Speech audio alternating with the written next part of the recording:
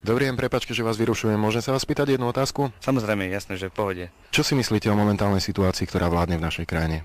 V našej krajine si myslím, že je to dosť akože na piču. Ja si myslím, že to je úplne na piču, lebo aj tí kokoti, čo to akože nám vládnu, tak sú čistí kokoti. Ja sa na to nemôžem pozrieť, lebo vyjebaní, úplní kokoti. A celkovo, keď sa na to pozriem z tej druhej strany, tak sú to naozaj kokoti. To sa nedá inakšie povedať, iba kokoti.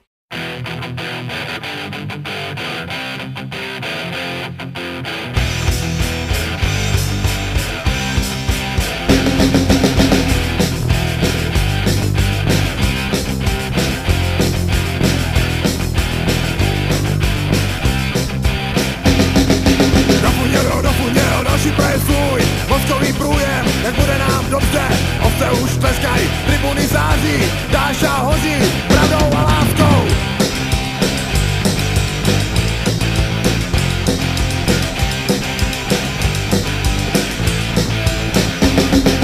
Václav Blahér obětoval vše, roky vězení, plíce i střeva. Holko v porcelánu, marná je snaha, jemu se už nepostaví.